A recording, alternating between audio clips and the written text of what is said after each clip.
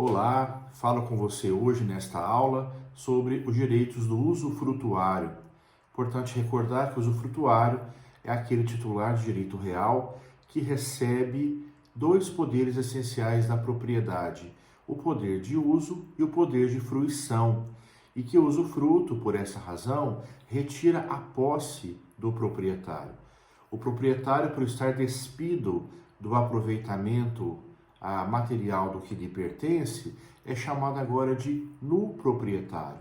Recorda? A nua propriedade é essa condição de uma propriedade sem uso, sem posse, porque o aproveitamento real do bem é transferido ao usufrutuário. Eu falarei com você agora dos 4 direitos essenciais do usufrutuário: a posse, o uso, a administração e a percepção dos frutos. Começo aí no roteiro com você a falar então da posse. A posse representa, como eu disse, a apreensão material do bem, e o usufrutuário recebe a chamada posse direta, porque ele estará no contato imediato com esse bem. Já no proprietário, a lei reserva a posse indireta. Importante lembrar que a posse se desdobra em duas aqui, né? A posse efetiva, do contato, da apreensão física, que é a chamada posse direta, e essa posse direta é entregue para o usufrutuário, e a chamada posse indireta, a distância, abstrata, que é garantida ao proprietário. Ele também é possuidor na mesma medida que o usufrutuário.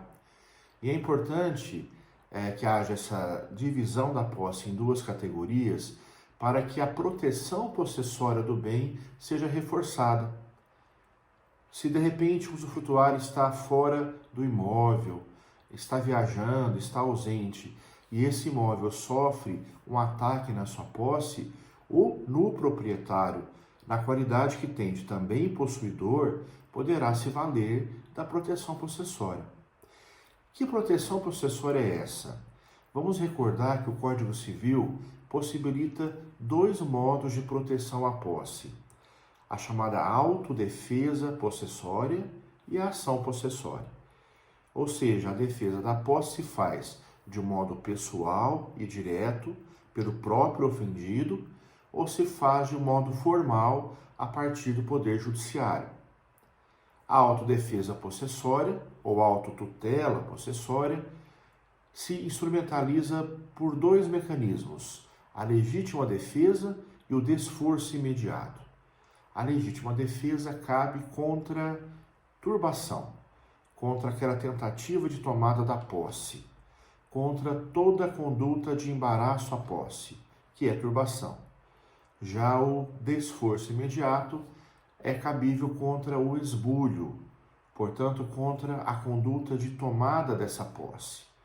Ou seja, o usufrutuário, na qualidade de possuidor que tem, poderá exercer corporalmente a defesa da posse, portanto, lançar mão da legítima defesa contra a turbação ou do desforço imediato contra o esbulho. Bom, o proprietário ou no proprietário também manterá essas prerrogativas, uma vez que possui a titularidade da posse indireta. Já com relação às ações cabíveis aqui, naturalmente, o usufrutuário, enquanto possuidor direto, pode lançar mão das chamadas ações possessórias típicas ou clássicas.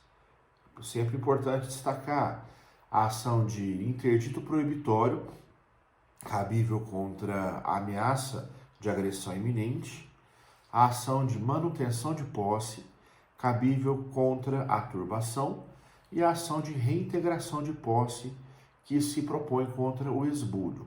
Além dessas ações chamadas típicas ou clássicas, a lei também reconhece para o usufrutuário algumas ações especiais, algumas ações cabíveis em circunstâncias diferentes.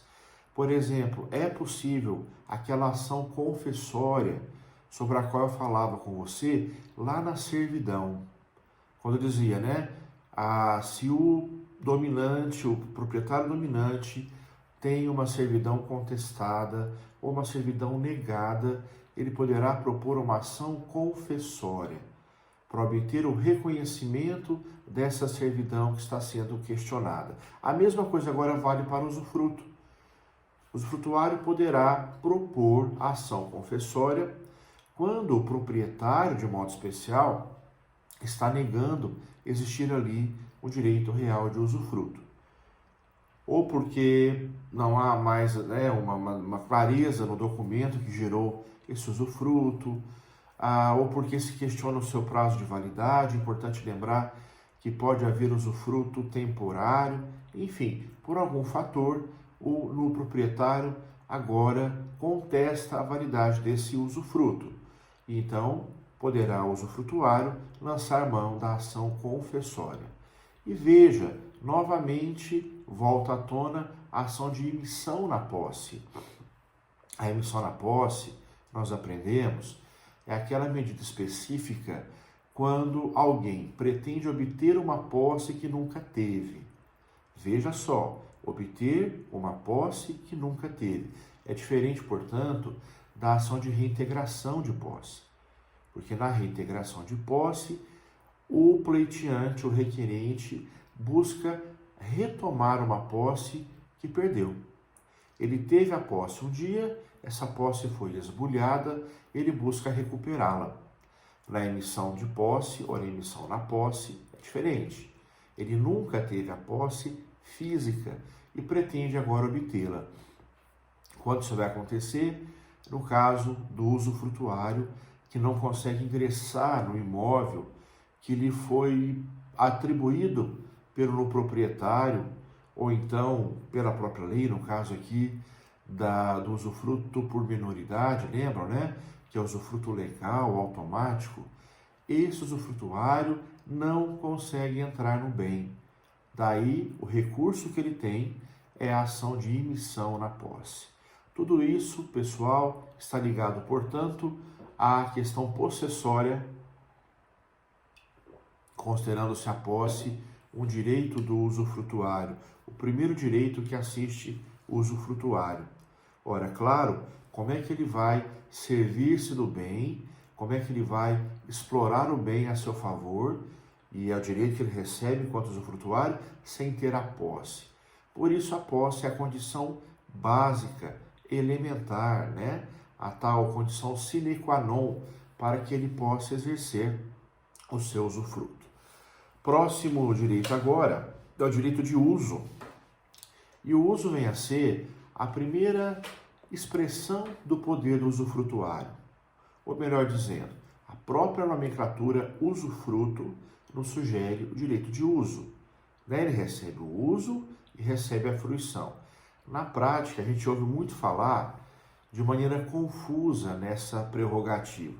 Quando eu pergunto em aula assim, o que para você é o usufruto? O aluno às vezes responde, usufruto, professor, é você estar usufruindo. Calma, se estou usufruindo, eu estou fazendo algo além do uso. Eu estou também fruindo. Vamos agora fazer uma separação adequada dessa composição do usufruto. Primeira coisa é o uso, segunda coisa é a fruição. Uso significa servir-se do bem, significa empregar o bem conforme a sua natureza, conforme a sua destinação, conforme a sua funcionalidade. Para que serve esse bem? Esse é o seu uso. Eu estou usando uma casa ao habitá-la. Eu estou usando um veículo ao empregá-lo como meio de transporte. Veja, é dar ao bem a sua utilidade natural. Por isso, usar não tem nada a ver com frutos, rendimentos, exploração econômica, isso é fruição. No primeiro momento, quando se fala em uso, se fala nisso, né? No aproveitamento do bem, segundo a sua natureza. E aí, veja, o uso tem que ser feito de modo a não gerar a destruição do bem. Por que isso é fundamental? Porque caberá ao usufrutuário, ao final do usufruto, devolver o bem ao proprietário integralmente, nas condições que ele o recebeu. Por isso eu comentava na aula passada de uma figura muito curiosa chamada quase usufruto, né? Ou usufruto impróprio, porque nessa modalidade o bem é consumido, o bem é destruído, ele é eliminado. Ora, como é que pode um bem ser usado pelo usufrutuário e não voltar ao nu proprietário? Porque naquela situação se tem uma figura excêntrica, uma figura, digamos, diferente, né? Não padrão. Eu até comentava, porque naquela situação, quando o objeto do usufruto é um bem consumível, o usufruto acaba se equiparando ao contrato de mútuo, aquele contrato em que o mutuante entrega ao mutuário um bem para ser consumido e o mutuário devolverá outro bem no lugar, o chamado bem equivalente. É isso? Eu empresto a você uma quantidade de açúcar. Você vai usar o açúcar e vai devolver outro açúcar equivalente. Esse é o contrato de mútuo. Portanto, o contrato cujo objeto vai se esgotar nas mãos do mutuário. Ora, é o que acontece agora, quando se fala em usufruto impróprio ou quase usufruto. Porque se eu empresto a você, ou se eu cedo a você o aproveitamento, o uso de um bem que será consumido, que será esgotado, você ao final me devolverá um outro bem. E veja só também uma sutileza jurídica aqui. Se você pode consumir, esgotar, destruir esse bem, porque vai devolver outro para mim, o que eu passo a você não é posse, o que eu passo a você é propriedade. Correto? Você tem uma disposição desse bem de dono, não simplesmente de usuário. Por isso eu repito, esse é um usufruto muito peculiar, um usufruto até certo ponto violador da essência do usufruto. Porque o dever, o dever essencial do usufrutuário será, ao final desse usufruto, devolver o bem nas condições que ele encontrou para o nu proprietário. E aí o uso, veja só, terá sua extensão, conforme o título que foi usado para a atribuição do usufruto. Quer dizer, talvez eu esteja passando para você, usufrutuário, não o uso da totalidade do bem, mas apenas de um pedaço, apenas de uma porção. Eventualmente eu estou cedendo a você uma grande propriedade, um grande imóvel, mas para que você aproveite apenas uma porção dele. Então não quer dizer que o uso recairá sobre a totalidade do bem sempre. Poderá ocorrer desse uso ser limitado a apenas uma expressão, apenas uma projeção desse bem, né? Uma porção desse bem e não a sua totalidade. Um dado importante também é que o uso pressupõe o acessório acompanhando o principal. Veja, gente, como de fato as regras da parte geral do Código Civil se recordam a todo momento, né? Elas são retomadas a todo momento, porque há uma coerência e há uma sistematização da matéria civil em todo o Código. Aquilo que se afirma lá na parte geral, naturalmente vai se resgatando na parte especial, conforme a necessidade. É o que acontece aqui. O acessório segue o principal. Se eu estou atribuindo a você uma fazenda em usufruto, tudo aquilo que ela contiver como acessório estará autorizado a você usar, porque o acessório segue o principal. Importante também destacar que isso pode ser alterado pelo contrato. Se houver um contrato de usufruto dispondo de modo diferente, claro que aí poderá haver uma separação do acessório em relação ao principal. Então você vai usufruir lá daquela fazenda, mas não terá direito a acessar, por exemplo, a parte da lavoura, ou então ao trecho das águas dessa fazenda, né? Isso vai ser então definido no contrato. Mas havendo omissão contratual, a regra é de que o acessório, portanto, segue o principal. O uso também poderá ser feito de modo gratuito ou oneroso. Importante recordar que o próprio usufruto é assim.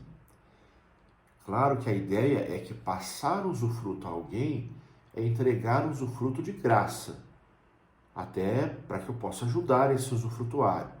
Eu estou, por exemplo, reservando o usufruto da minha casa para os meus pais, porque meus pais são idosos, porque não têm uma renda aí expressiva, eu quero ampará-los materialmente. Eu estou cedendo os aluguéis, os frutos desta casa para eles. Essa é a ideia muitas vezes, ou quase sempre, né? De dar um amparo material para o usufrutuário.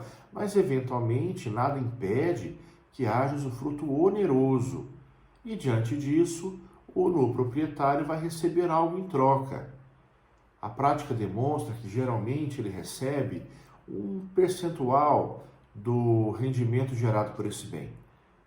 Então, os meus pais alugam o imóvel e eu recebo um pouco desse aluguel. Essa é a participação no proprietário no rendimento gerado por esse bem. Isso então revela que é um uso, nesse caso, oneroso. E veja, eu posso passar, e eu como usufrutuário agora, eu posso passar o uso para um terceiro? Eu posso permitir que um terceiro use o bem no meu lugar? Vamos lembrar da primeira aula. Eu comentava, olha só, o direito real de usufruto é personalíssimo, é inalienável. Eu não posso, portanto, transferi-lo a outrem. Porém, eu posso ceder o seu exercício. É o que acontece agora novamente. Por exemplo, eu sou usufrutuário de um carro, logo a titularidade do direito é minha, mas eu quero ceder a você, para que você use por um tempo esse carro. Não há nenhum problema, né? Inclusive, essa autonomia está na própria administração do bem. Eu posso gerenciar esse bem conforme a minha conveniência, conforme a minha vontade, e eu não estarei nesse momento abrindo mão do direito real de usufruto. Eu estarei provisoriamente cedendo o seu exercício. Logo, nada impede que aconteça o uso, no caso desse bem dado em usufruto, por um terceiro, né? Porque, repito, não haverá aqui a alienação do próprio direito de usufruto. Agora, pessoal, a gente vai ver, só seguir o roteiro aqui, o tema da administração, ou direito de administração que assiste o usufrutuário. O que vai ser a administração? Cuidado com essa expressão em direito civil. Quando se fala em administração, se fala em gerenciar o bem ou o patrimônio de maneira a conservá-lo, a emprestá-lo, a alugá-lo. Eu posso adotar uma série de atitudes dentro do meu poder de administração. Porém, isso não implica ou não autoriza a alienação do bem. Veja só, quando, por exemplo, se você dá uma procuração para que alguém administre o seu patrimônio, nessa capacidade administrativa não está abrangida a alienação do bem, a capacidade de vendê-lo, de doá-lo, mas sim de gerenciá-lo. É a mesma ideia agora aplicada para o usufruto. O usufrutuário poderá, nessa capacidade de administração, gerenciar o bem no sentido de cuidar, investir, expandir e também atitudes de ceder. Ele poderá, acabei de falar do carro, né, ou da casa, ele poderá emprestar esse bem para alguém, ele poderá alugá-lo. Ora, a locação do imóvel será também uma possibilidade de receber frutos. Então, nessa administração, haverá uma plena disposição para certos atos, porém não para venda ou doação. Será que, nesse caso, a administração será conduzida ou será guiada pelo proprietário? Vamos lembrar, a propriedade permanece com o proprietário. Ele é o dono, ele é o senhor, né, desse bem. Será que ele pode, nessa condição, por exemplo, interferir na administração do usufrutuário? Dizer o que ele pode fazer, criar restrições, estabelecer regras? Não. Atenção que isso já foi questão da prova da OAB, tá?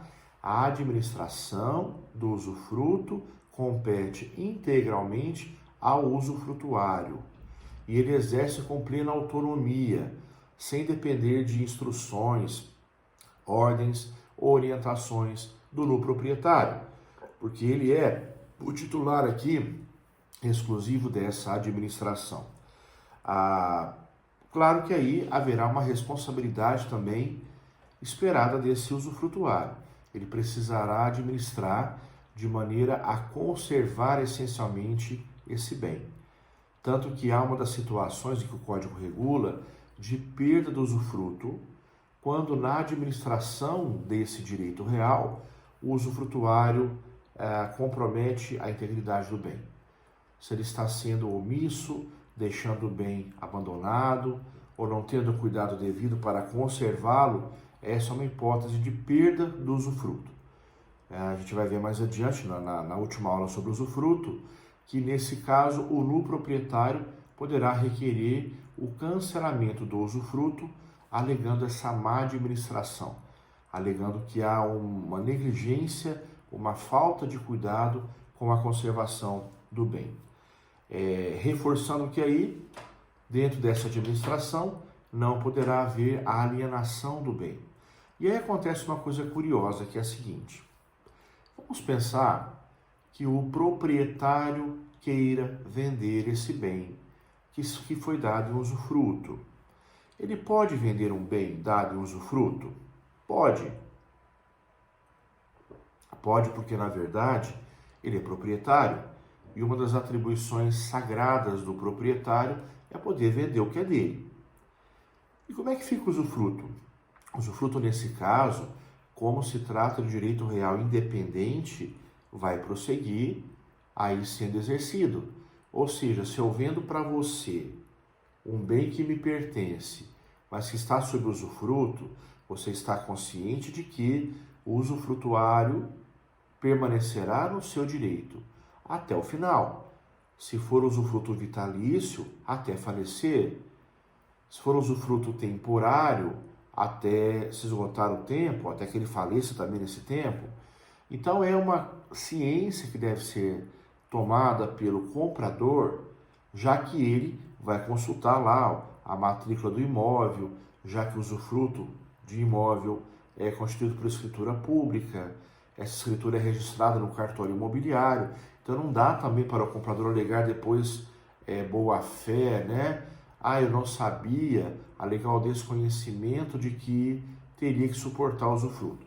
Não, tá? Então veja, eu posso vender na qualidade de dono, mas o comprador deve ter a consciência de que terá que suportar o direito real de usufruto até o seu final, por se tratar de uma prerrogativa independente da propriedade. Claro que aí, muitas vezes, na prática, isso inviabiliza o negócio, né? A pessoa não tem interesse em comprar um bem dado em usufruto vitalício. Vai ter que esperar a pessoa morrer no imóvel que ela comprou para depois negociá-lo ou investir nesse bem, né? Ou então, quando se tem essa presença de usufrutuário, o valor do imóvel acaba sendo reduzido, né? Porque há um desestímulo para o comprador em obter um bem sob uso de outrem.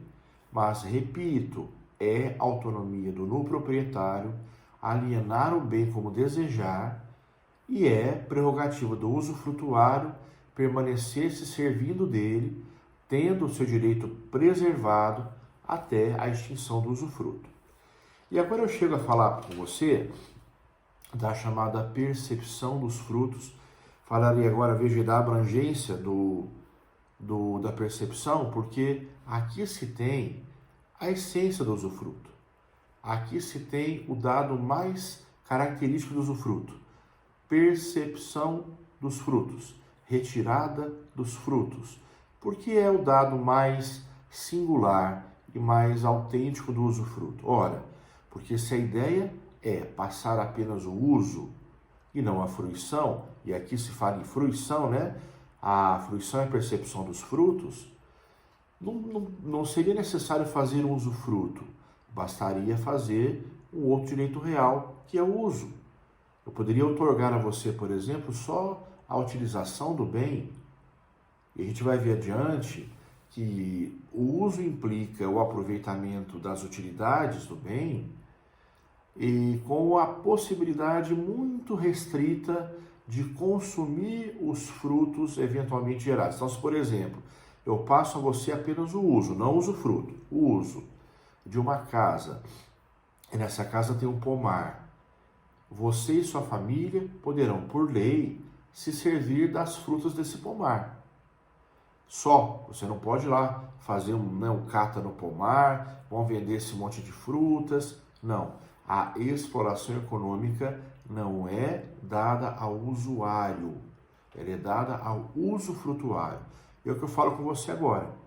A percepção dos frutos, ou a chamada fruição, é prerrogativa do usufrutuário e, portanto, a essência desse direito real, porque só o usufruto dá a fruição para o seu titular. E essa fruição vai se estender a duas categorias de bens acessórios: aos frutos e aos produtos. Aos frutos e aos produtos. Vamos lembrar da diferença? Tomando água porque eu tô gripado, pessoal, preciso hidratar o tempo todo a garganta.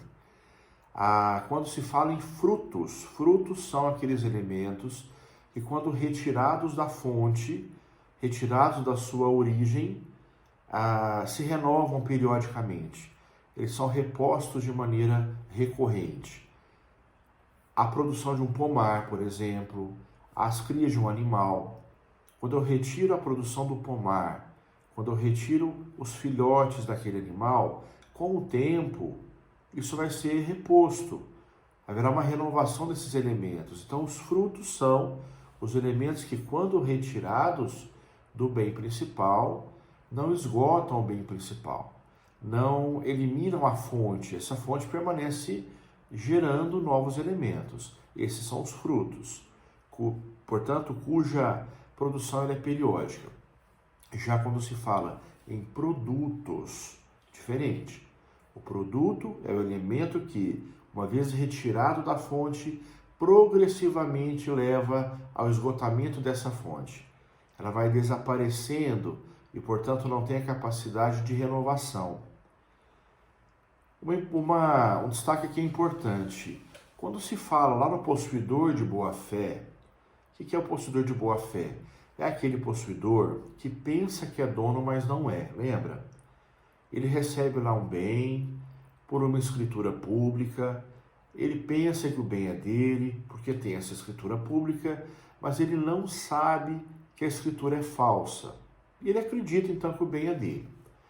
Veja, se aparece o dono verdadeiro e reclama a devolução desse bem por uma ação reivindicatória, os produtos eventualmente arrecadados por esse possuidor de boa-fé, os produtos, têm que ser devolvidos ou indenizados ao proprietário que apareceu.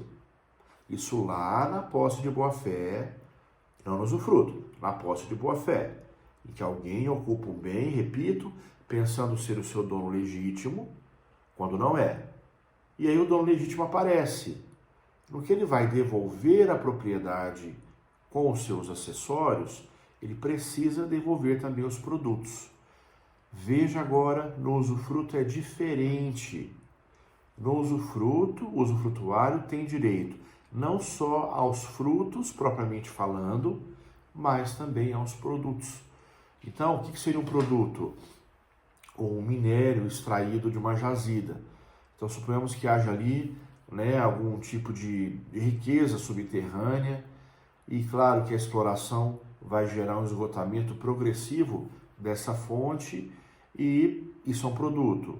O produto pertencerá também ao usufrutuário, não apenas ou não volta para o proprietário quando o usufrutuário encerra o seu direito, tá? Então essa é uma diferença importante a ser destacada em relação à posse de boa-fé.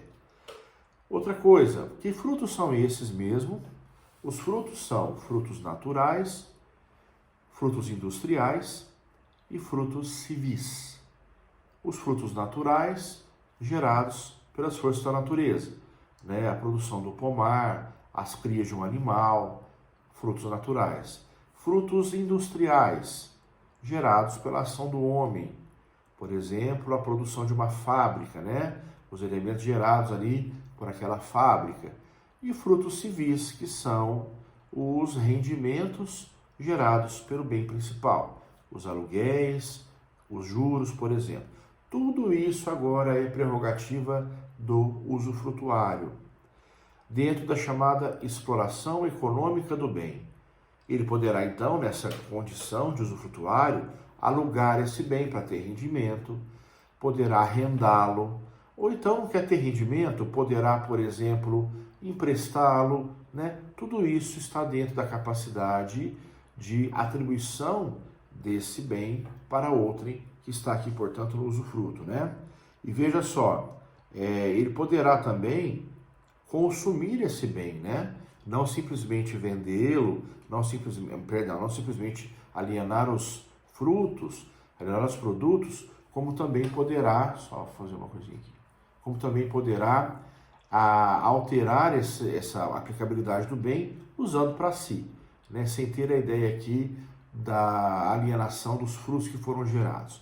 E para fechar com você essa aula, perdão, eu comento algumas regras especiais ligadas ao usufruto.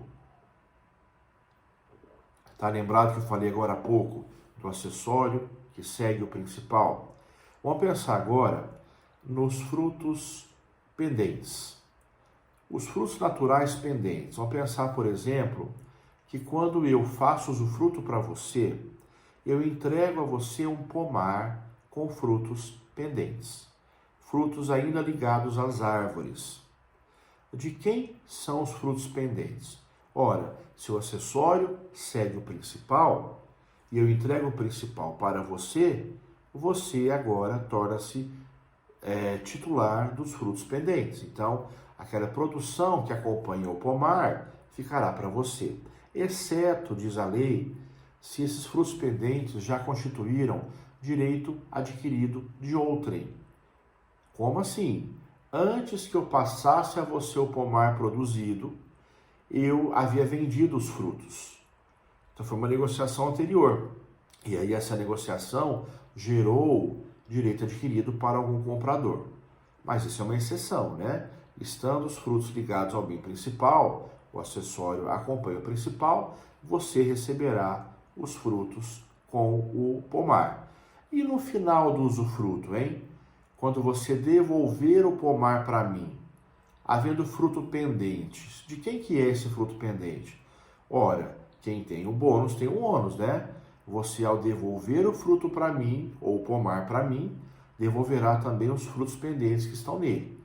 Novamente, o acessório acompanha o principal. Uma coisa curiosa aqui diz respeito aos frutos civis. Vamos pensar nos aluguéis.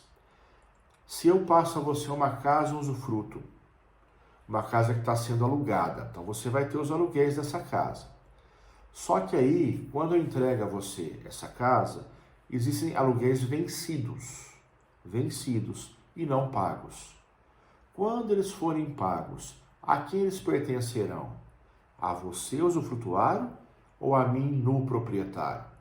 Pertencerão a mim, no proprietário, né? Porque houve o vencimento deles ainda na minha posse, ainda na minha plena utilização desse bem. Portanto, aí, né, os vencidos até a entrega do usufruto pertencem ao no proprietário. E, por outro lado, vem a compensação. Se está acabando o tempo do usufruto, você alugou essa casa por esse período e agora venceu a data, você tem que devolver a casa para mim, o no proprietário. Os aluguéis vencidos até a data de devolução desse imóvel, naturalmente, pertencem também a você, tá? E para fechar, se você fez plantações ou construções durante o usufruto nesse bem principal, a quem pertencerão essas acessões industriais? É essa expressão que a lei usa, né?